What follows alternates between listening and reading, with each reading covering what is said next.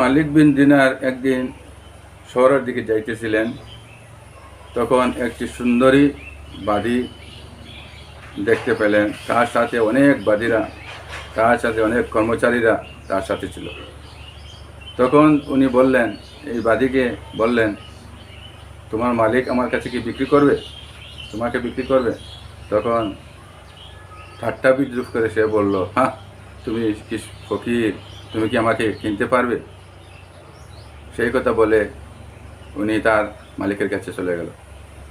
মালিকের কাছে গিয়ে বলল, এই বাদীটি বলল যে একটা ফকির বলল আমাকে সে কিনবে, আপনি যদি বিক্রি করেন।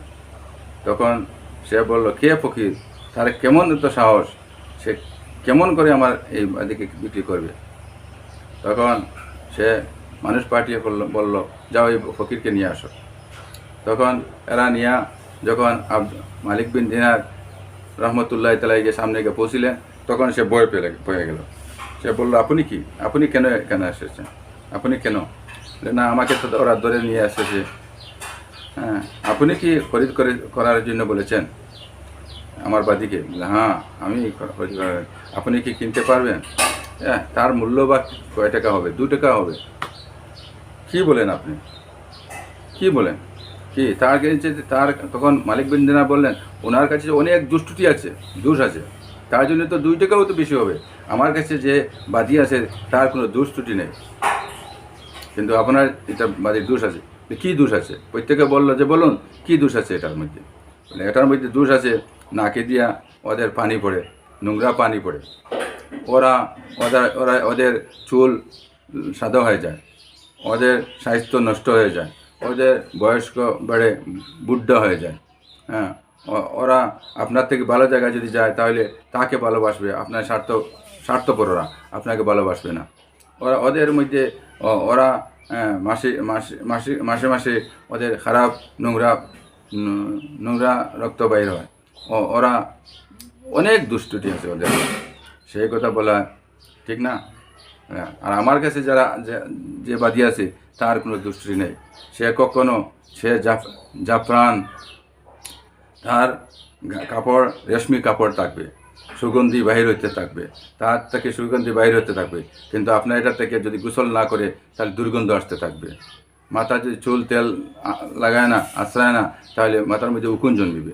আর আমার এটার মধ্যে কোনো দিনও উকুন জন্মিবে না, চুল কালোই থাকবে, চুল সাদা হবে না, এবং চেহারা যেইভাবে এসে সেইভাবে থাকবে, বুদ্ধা হবে না, যেভাবে এসে সেইভাবে থাকবে। হ্যাঁ, নাকে দিয়েও নোংরা পানি আসবে না, মাসের মধ্যেও কোনো নোংরা রক্ত আসবে না, শুধু যেইভাবে আছে সেইভাবে থাকবে। তার মধ্যে খুশবু বাইর হতে থাকবে, তার মুখে দেওয়া খুশবু ঘ্রাণ আতর চেয়ে দামি খুশবু বাইর হতে থাকবে। বলুন এখন বলুন যে আপনারটা দামি না আমারটা দামি? বলে জি না, যদি আপনি যে এইভাবে বলছেন সেটা আপনারটাই দামি, তা আমারটার মূল্য এত কম, আর এরপরে আপনারটার মূল্য কীভাবে এত বেশ হবে? 2 টাকা তো হবে। আমারটার মূল্য শুধু রাত্রে 2 রাকাত তাহাজ্জুদের নামাজ, শুধু তাহাজ্জুদের নামাজ, গরিবদের সাথে খানা খাওয়া, গরিবের সাথে খানা খাওয়া, জিকির আজকার করা, হ্যাঁ, আল্লাহর হুকুম মানিয়ে চলা, হ্যাঁ, নবীর তরিকা মানিয়ে চলা, এত সহজ, সহজের মধ্যে সেইটা।